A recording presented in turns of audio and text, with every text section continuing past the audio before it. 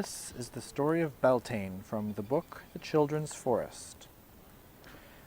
Beltane takes place on 1 May, exactly halfway between spring equinox and summer solstice.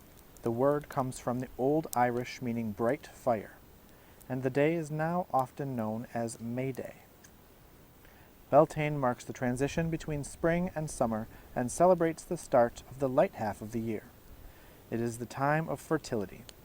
In the cycle of day and night, this time of year is akin to mid-morning, when we are active and moving. At Beltane, spring has flung open her doors, and the sun's warmth and energy has called forth new life. Lady Spring has reached her full potential, and the Green Man takes her by the hand, and the great marriage is celebrated, as together they dance the land green once more. Beltane was traditionally the time for hand fasting, when couples can express their commitment to each other. Like the hawthorn flowers in May, our hearts open with love. It is a time of enthusiasm, joy, vigorous growth, love, harmony, fertility, and the fire of creation. The bluebells ring their fairy bells in celebration, perfuming the green forest glades. May blossom flowers in all its glory in the hedgerows, while birds and animals everywhere are busy feeding their young. The forest at Beltane. The forest is bathed in the green, fresh light of the trees' new leaves. Beech trees glow with new life, their luminous leaves haloed by fine downy hair. The great oaks wear their crowns of golden green, and their tiny catkins of flowers can be found amidst their leaves. The green trees rejoice in the sunshine, drinking in the light and breathing out fresh, clean air for us all. The forest is alive, growing fast and strong. Bramble tendrils forge their vigorous way towards the light, growing visibly every day as ferns silently unfurl. Bird song fills the air with music and stories of the woodland. Fox cubs tumble and play. The great enchantment has come once again to our ancient forests as the bluebells transform the woodland floor into shimmering haze of purple blue. The air is scented with their soft perfume, and perhaps, if we listen carefully, we can hear the fairies' bells tinkle. Walk gently through these forest bells of blue. In forest, hedgerow, moor, and meadow, the hawthorn, tree of May, shines bright with white blossom, scenting the wind. Beltane has arrived, and we dance in celebration of the life and fertility of this green, green land. A story for Beltane. Tamlin, a folk tale from the lowlands of Scotland, retold from a Scottish ballad. Janae sat at the window of her father's castle, sewing. But she could not concentrate on the small, neat stitches, for outside the sun was shining and the birds were singing, and beyond the meadow in the forbidden forest, everything was glowing green. Janae hitched up her skirts and ran down the stairs and out into the meadow. She ran barefoot through the cool grass, but at the edge of Carterhaugh Forest she stopped. She knew it was forbidden. Her father had told her, "It isn't safe, it is enchanted."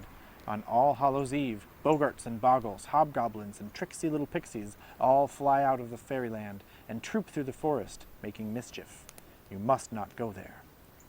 But it was not All Hallows' Eve. It was the 1st of May. Janae saw the tangles of brambles and sharp-spiked briars. No one had dared to go into the forest for many years, but she looked deeper. She saw pools of bluebells, and they were all nodding their heads. The birds were singing to her. The trees were waving to her, and the plants were all calling to her. Janae stepped out of the meadow and into the forest. She went wandering along, trailing her fingers over tender leaf tips and singing a lilting song, until she came to the heart of the forest. There grew a hawthorn tree, alight with white blossom. Beneath the tree was a well, overgrown with wild roses. Janae plucked a rose and, flushed with pink, tucked it into her hair. She put her hands on the soft moss and cool stone of the well and looked down at the rippling reflections. The bright water darkened. Over the well fell a cold shadow. Janae looked up, and there, where before there was nothing, stood a milk-white horse. On the back of the horse was a young man, no older than Janae herself. But his eyes, storm gray, so he didn't seem a human man at all, but a dark elfin knight. "How dare you come into this forest?" the boy demanded, "without asking leave of me? How dare you pick that rose? No one picks these roses. They belong to the queen." Janae felt her stomach clench with fear, but she wasn't a girl who liked to be told what to do, and she also felt a tickle of laughter, and the laughter won and bubbled out. The boy stared at Janae. He was not used to laughter. Janae stared back. I belong in the forest as much as you do, she said. I'll go where I like and do what I feel. And seeing the way Janae's eyes were twinkling and the way her nose was wrinkling, the boy found that he was smiling too.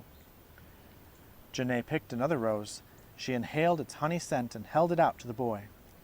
He had to get down from his high horse to take it. From outside the forest in the meadow, Janae heard a brilliant trill of a lark. What's your name, boy? Tamlin. Well, come, Tamlin, said Janae. The lark is singing. Let's go and listen. And she ran laughing into the sunlit meadow. Tamlin tilted his head, as if he had not noticed the sound of a lark for a long time. Light flickered in his gray eyes, and he followed her, but at the edge of the forest he stopped. Come on! The color was ebbing from his skin, and the newborn light in his eyes dimming. I cannot. The queen's magic is too strong. What? The queen of the fairies. And he suddenly looked very young, like a lost child. I fell asleep beneath the May tree. I didn't know it was a fairy tree. When I woke up, she was there, and I was in her power. I am bound to this place, bound to do her bidding. I cannot leave the forest. So Janae turned and walked back to Tamlin, and they spent all day together in the green wood, amongst the flowers and the birds and the bees. And the next day, and the next. What they did there I cannot tell, for the green leaves were about them. What they did there I cannot say, for the roses grew around them. But when Janae came out of the green wood, she came with child. The white of May turned through all the colors of summer to autumn's gold, and as the year turned towards dark, Tamlin grew troubled. What ails you, Tamlin? Janae asked. All Hallows' Eve is near. On All Hallows' Eve the queen of the fairies makes a sacrifice of one of her knights, a sacrifice to the netherworld. This year I am the chosen one. Janae's eyes flashed. But there must be a way to save you. There's one way, said Tamlin, and he lowered his head. But it is too dangerous for a mortal. I would never ask it for you. Janae just grinned. Ask. It was All Hallows' Eve, the night of the fair folk ride-out. In the dead of night, Janae flitted through the meadow, through the skirting wind and the scowling rain to the forest which in summer had looked so light and inviting, but now was grim and dark. Janae pulled her cloak closer. It was dyed green, the color of the first hawthorn leaves. Janae felt heartened. She stepped into the forest. She waited, exactly as Tamlin had told her, at the place by the well where the 4 paths meet and cross. She crouched beneath the thorn tree, hid herself. The church bell tolled 12. At the stroke of midnight there came the answering sound, jangling, thundering hooves. Out of the night and the mist light there came a great black horse, the first of the fairy troop. It was bridled in silver and shod in gold, stamping and steaming. Janae's heart hammered, but she remembered what Tamlin had told her. She waited. She let the horse pass. Then again, jangling, thundering, and into the clearing came a great brown horse, brown as a polished chestnut.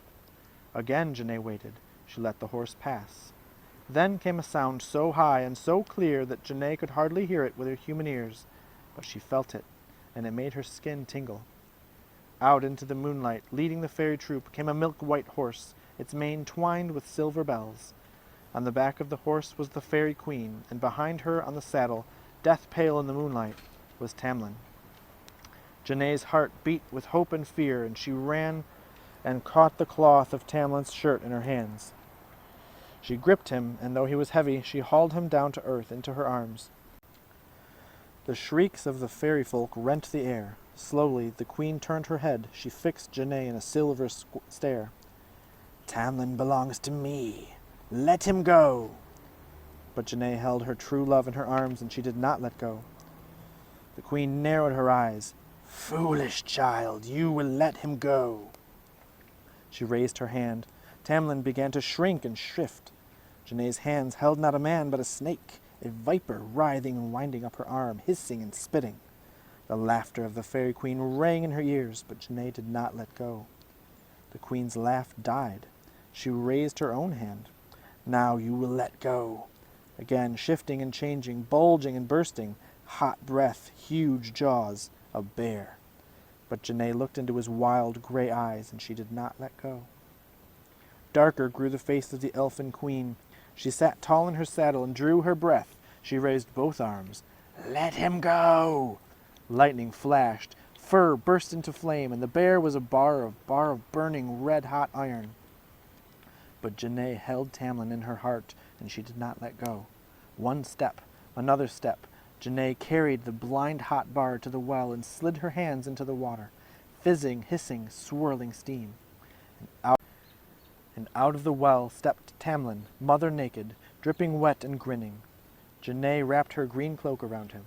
The Fairy Queen knew then that she had met her match in a mortal woman, and the Fairy Queen let go. Her spell was broken. Tamlin was free. The Queen glared. "Love!" She spat the word. "I should have turned his heart to stone." She tossed her hair, and with a clatter of hooves she was gone. Her troop followed, and the thunder of 1,000 hoofbeats faded. The sky began to glow with the first light of dawn. Janae and Tamlin took each other by the hand, and together they walked out of their forest and home.